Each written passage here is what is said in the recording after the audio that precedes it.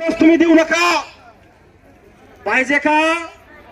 पाहिजे नको. तुम्ही जे काही आम्हाला आश्वासन दिलंय आमच्या संपाच्या वाटाघाटी दरम्यान तुम्ही सगळ्या समोर मीडिया समोर येऊन सांगितलंय 5,000 रुपये वाढ देऊ.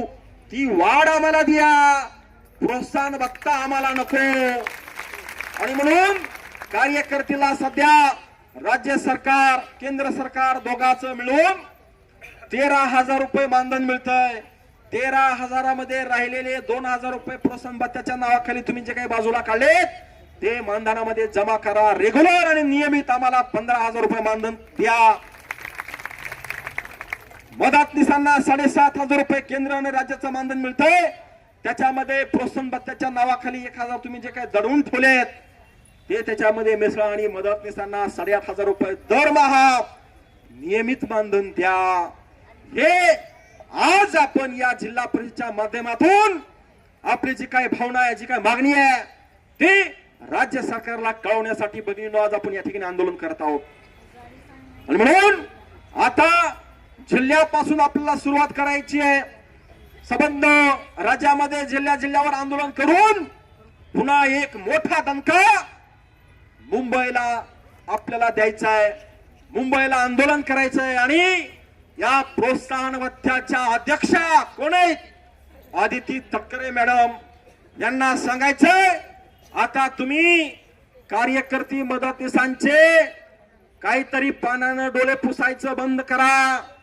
त्यांना भूलथापा मारायचं बंद करा.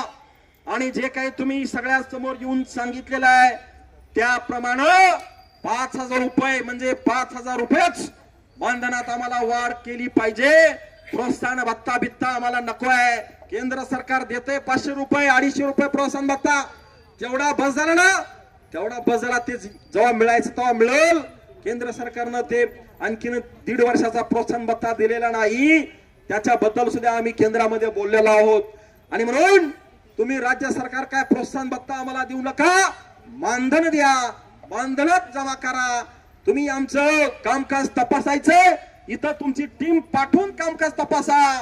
परंतु आम्ही रात्रंदिवस ज्याचा ध्यास घेतलेला आहे पोषण ट्रॅकर म्हणजे पोषण ट्रॅकर.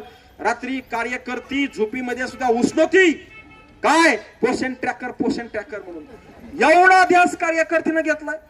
आणि तुम्हाला वाटतं हे कामच करत नाही असं कसं काय होऊ शकतंय? आणि म्हणून तुमच्या टेक्निकल अडचणी आम्हाला सांगू नका. त्या टेक्निकल अडचणी आमचा इथं भत्ता खाऊन टाकत आहेत. आम्ही टेक्निकल अडचणीमुळे आमचा भत्ता कुणालाही खाऊ देणार नाहीत. आता तुम्ही गेल्या वर्षी आम्हाला सिम कार्ड दिलं होतं का नाही? ते बंद पडलं म्हणजे अचानक 1 तारखेला बंद पडलं. का पडलं माहिती आहे का बघितलं तुम्हाला? गेल्या वर्षी सरकारनं त्या मोबाईल कंपन्यांशी अग्रीमेंट केला. उठाउठी करू नका कोणी. तर सरकारनं पैसे भरणं गरजेचं होतं. त्या सिम कंपनीला पैसेच भरले नाहीत. त्यांनी पैसे मागून कंटाळे शेवटी महाराष्ट्रातले सगळेच सिम कार्ड ब्लॉक करून टाकले. बंद पडले 1 तारखेपासून. आणि मग आता कार्यकर्ती परेशान होऊ लागली. माडीवर जा, बिल्डिंगवर जा, मोबाईल वर कर. कितीतरी परेशान झाली पण ते काय सिम चलना गेलं.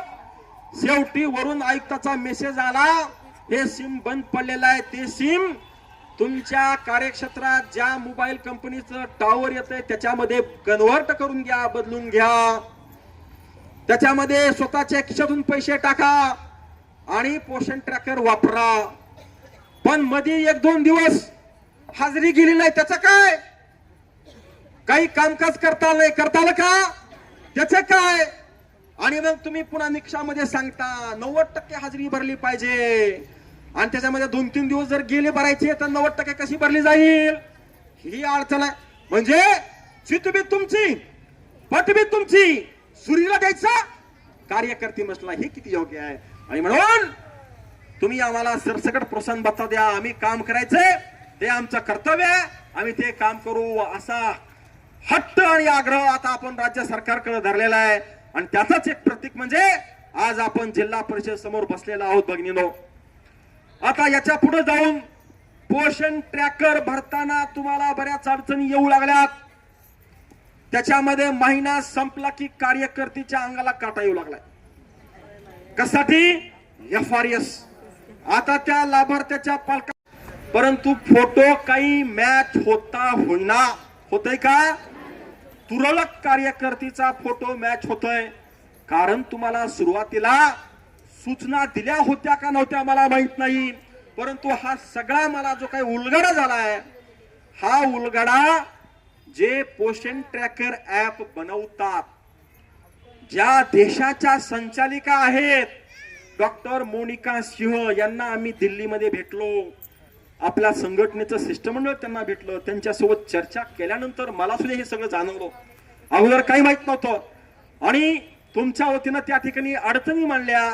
आम्ही त्यांना सांगितलं कार्यकर्ते FRS करते, परंतु फोटो मॅच होत नाही. ते गोल गोल गोल गोल सारखं फिरतंय आणि फोटो काही मॅच होत नाही. 2-2, 3-3, 4-4 तास, 2-2, 3-3 दिवस चेहरा जुळत नाही असं आम्ही त्यांना सांगितलं.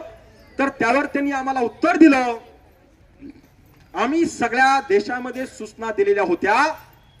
अर्धा फोटो काढायचा, पाठीमागचं बॅकग्राऊंड हे स्पष्ट पाहिजे, त्याच्यावर चित्र नसलं पाहिजे, क्लिअर पाहिजे, प्लेन पाहिजे. जर मागं चित्र असेल, काही असेल तर पुढच्या महिन्यात फोटो मॅच होत नाही. पहिल्या महिन्यात तुम्ही त्या लाभार्थ्याच्या आईचा फोटो घेतलाय, परंतु तिचा फोटो घेताना पदर पडला होता, उलटा होता, सुलटा होता. दुसऱ्या महिन्यामध्ये तो मॅच होत नाही. पहिल्या महिन्यामध्ये त्या लाभार्थ्याच्या बापाचा फोटो घेतला, परंतु त्यानं दाढी करून आला होता. दुसऱ्या महिन्यात दाढी वाढली. आता त्याला आपण सांगायचं का बाबा मागच्या महिन्यात दाढी करून यायचा म्हणून? शक्य आहे का? तरी ऐकून घ्या, मी जे सांगतो त्या टेक्निकल अडचणी सांगतोय, ऐकून घ्या. हसण्यासारखी गोष्ट नाहीये भगिनीनो. याच्यामुळं तुम्हाला 2-2, 3-3 तास तात्काळ बसावं लागतंय. हे टेक्निकल बाबी आहेत आणि ह्या टेक्निकल बाबी तुम्हाला सांगितल्याशिवाय, शिकल्याशिवाय काय तुम्हाला स्वप्नात येणार आहे? शिकविले का तुम्हाला कुणी आतापर्यंत? नाही. म्हणून ह्या ज्या काही वस्तुस्थिती आहेत, ह्या डॉक्टर मोनिका सिंह यांच्यासोबत चर्चा केल्यानंतर आमच्या लक्षात आल्या आणि आम्ही त्यांना सांगितलं. आता आम्हाला माहित नव्हतं बरं का, तरी पण मला सुपरवायझरनं खाली सांगितलंच नाही. त्याच्यामुळे कार्यकर्त्याला ही सगळी अडचण निर्माण झाली आणि म्हणून त्या लाभार्थ्याचा वडील जर दुसऱ्या महिन्यात दाढी वाढून आला तर तो फोटो मॅच होत नाही. म्हणून त्याच्यावर त्यांनी आम्हाला सांगितलं की आम्ही त्याच्यामध्ये त्याचा फोटो काढून टाकायचं ऑप्शन दिलेलं आहे. ते काढून टाका, दुसरा फोटो घ्या.